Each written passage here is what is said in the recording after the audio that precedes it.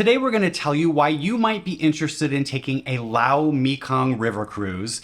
Why, if you're going to do it, you should do it sooner rather than later. And then all of the details from booking it, getting through the border, and then what life is like on the boat, from the food and accommodation and activities, and of course, how much everything costs. Now, this was absolutely one of our favorite activities we have done in a long time. What this is a 2-day cruise. It goes from the Thai border to Luang Prabang.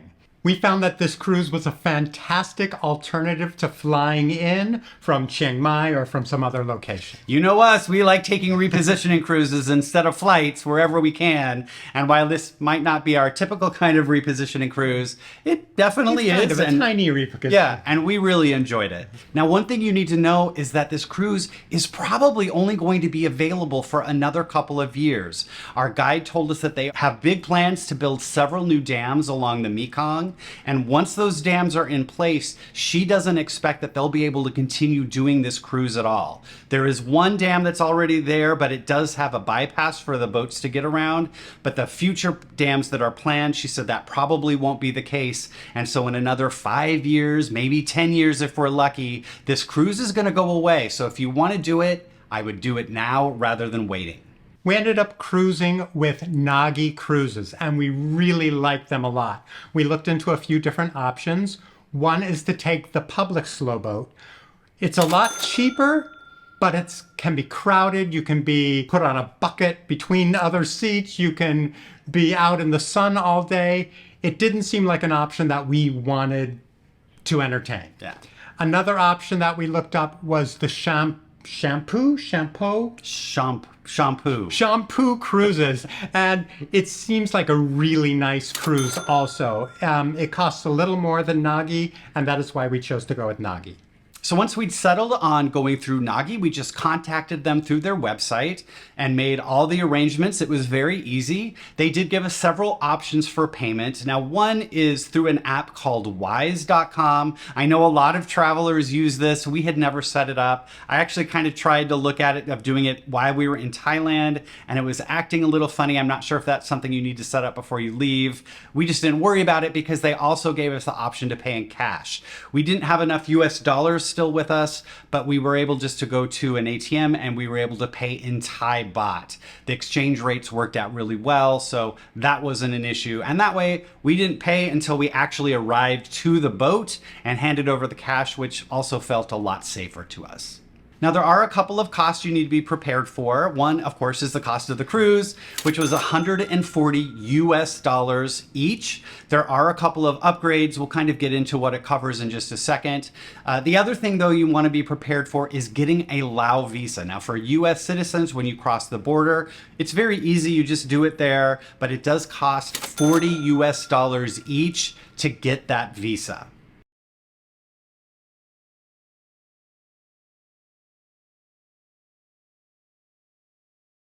Our first step was to get to the Thai border. We started in Chiang Mai. We decided to take the green bus, which cost about, 401 Thai baht, which is about 12 US dollars. It was I think it's supposed to be about 5.5 hours to get there. It took us 6 hours, but it was a pretty comfortable drive. Yeah. We stopped briefly in Chiang Rai, and a lot of people got on and off there. When you arrive in Chiang Khong, there are different options of where you might want to stay. We just wanted to get someplace that was close to where the bus dropped us off, just so it'd be easy for us to walk to our hotel. We went through booking.com. We found a place called the Green Inn Resident that costs an astounding $10.31 for the night. It was a pretty basic room, but it was completely fine and was a great place for us to stay. We liked the location because just a block away was the waterfront, and there were a few restaurants there. It was a pretty little area and some good places to eat. We chose a place called Tom Yum, and we liked it. Now, the next morning, we needed to get from our hotel across the border and into Laos to get onto the boat. And what we really liked about working with Nagi is that they offered door-to-door transfer service. So they came and picked us up at our hotel, which was really nice. We didn't have to go anywhere. They took us right to the border, and then they were sort of there to guide us through the process. They don't hold your hand. They don't take you through the border. You have to do that on your own. But they're kind of around to point you where to go and answer any basic questions that you have. This was included in the price of the cruise, and we really, really appreciated it. Getting through the border is not difficult, but I could see like there were people doing it on their own, and it was nice just to kind of have that guide pointing you in the right direction.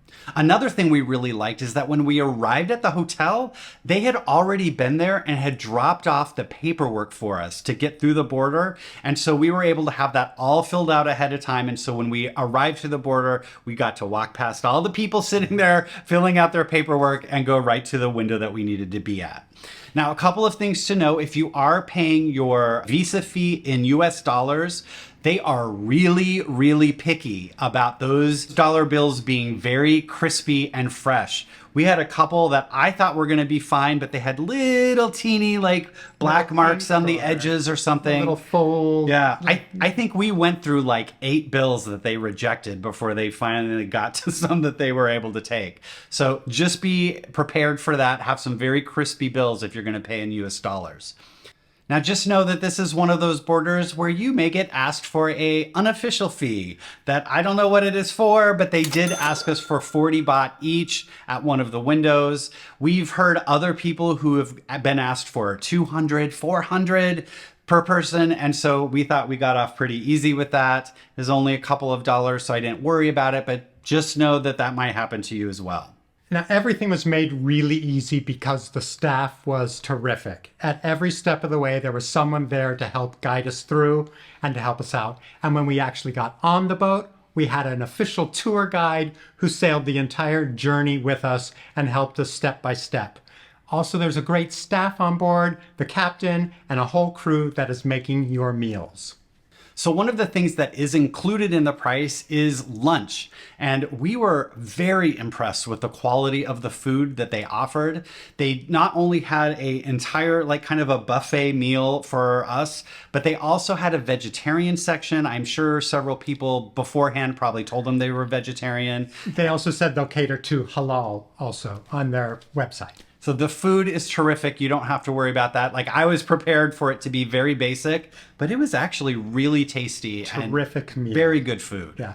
Outside of lunchtime, there's also food available all day long in the form of fruit, bananas and watermelon, other fruits. Included in the price, you also can have access to water and tea and coffee all day long.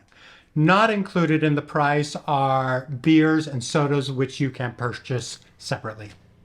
So each day of sailing is about 6 or 7 hours long. With a break in the middle, they do stop both days, and we're going to talk about that in a second. But I want to talk about where we stayed the night. So halfway through, you stop at a town called Pak Bang. It is a pretty small little village, but it does have multiple options for you to stay in. You can either book it through the company when you buy your ticket, or you can just buy a boat only ticket, and then it's up to you to find your own place to stay.